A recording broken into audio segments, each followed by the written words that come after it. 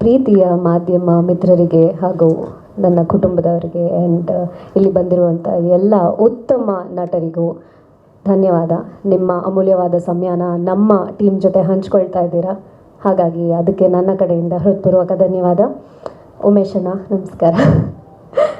Actually ನನ್ನ ಪಾತ್ರನ, Sridevi ಪಾತ್ರನ Kishore sir ಅವರೇ ಅಷ್ಟು ಚೆನ್ನಾಗಿ ಅದ್ಭುತವಾಗಿ ಎಕ್ಸ್ಪ್ಲೇನ್ ಮಾಡಿಬಿಟ್ರು.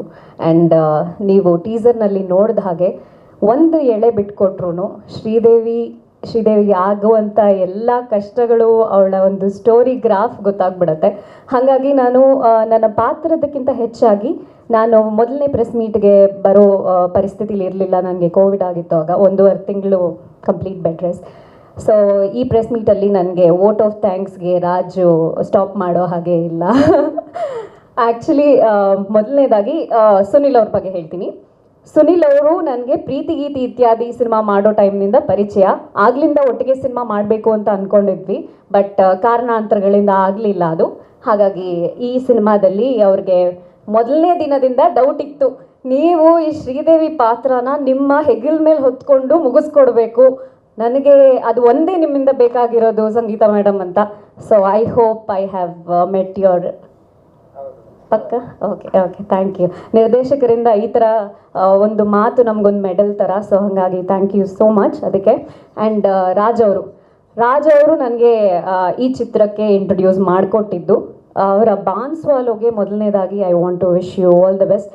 ಹೀಗೆ ಇದೇ ರೀತಿ ಇನ್ನೂ ಹೆಚ್ಚು ಒಳ್ಳೆ ಸಿನಿಮಾಗಳು, ಒಳ್ಳೆ ನಟರನ್ನು ನಮ್ಮ ಇಂಡಸ್ಟ್ರಿಗೆ ನೀವು ಕೊಡುಗೆಯಾಗಿ ಕೊಡಬೇಕು ಅಂತ ಕೇಳ್ಕೊಳ್ತೀನಿ. ಅವರು ಕ್ರಿಯೇಟಿವ್ ಹೆಡ್ ಆಗಿರೋದಕ್ಕೆ ಎಷ್ಟು ಮಹತ್ವ ಇದೆ ಅಂದರೆ, ಅಲ್ಲಿರುವಂಥ ಆ ಸೀರೆ ಕಲರಿಂದ ಹಿಡಿದು ಪ್ರತಿಯೊಂದು ಹಿ ಈಸ್ ವೆರಿ ಪ್ರಿಸೈಸ್.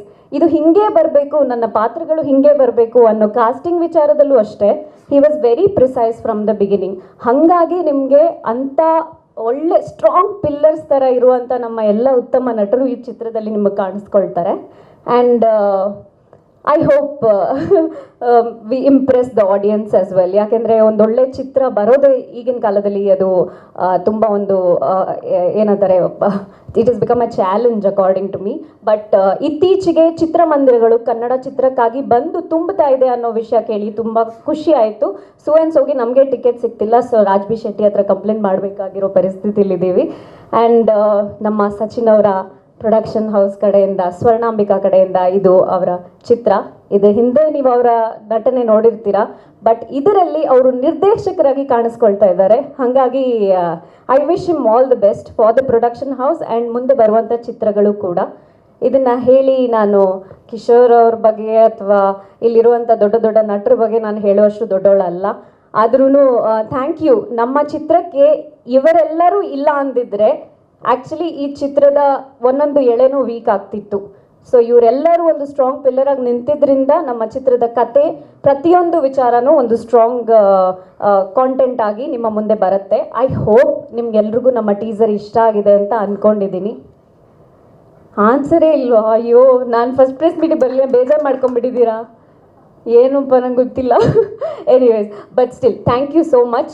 ನನಗೆ ಈ ವೇದಿಕೆ ಮೇಲೆ ಕರೆದು ನನಗೆ ಮಾತಾಡೋಕ್ಕೆ ಒಂದು ಅವಕಾಶ ಕೊಟ್ಟಿದ್ದಕ್ಕೆ thank you so much. And you are looking very gorgeous. Thank you. ನಾನಿವತ್ತು ನಿದ್ದೆ ಮಾಡಲ್ಲ. Thank you so much ma'am. Thank you. ಯಾರ್ದಾದ್ರೂ ಹೆಸರು ಅಥವಾ ಯಾರ್ದಾದ್ರೂ ವಿಚಾರ ಬಿಟ್ಟಿದ್ರೆ ಅಥವಾ ಇಲ್ಲಿ ಇವತ್ತು ನಮ್ಮ ಜೊತೆಗೆ ಇಲ್ಲದೆ ಇರುವಂಥ ಆರ್ಟಿಸ್ಟ್ಸು ಕೆಲವೊಂದು ಕಾರಣಾಂತರ ಶೂಟು ಅದು ಇದು ಎಲ್ಲ ಇರುತ್ತೆ. ಸೊ ಹಾಗಾಗಿ ನೆಕ್ಸ್ಟ್ ಟೈಮ್ ಸಿಗ್ತೀವಿ ನಾವು. ಇನ್ನೂ ಹೆಚ್ಚು ಪ್ರಮೋಷನ್ಸಲ್ಲಿ ನಿಮ್ಮೆಲ್ಲರ ಬೆಂಬಲ ನಮಗೆ ಬೇಕು ಅಂತ ನಾನು ಕೇಳ್ಕೊಳ್ತೀನಿ. Thank you so much. Thank you so much. Sachin Chaluvarayaswamy sir. SS TV cinema ಜಗತ್ತಿನ ಕ್ಷಣ ಕ್ಷಣದ ಸುದ್ದಿಯೊಂದಿಗೆ.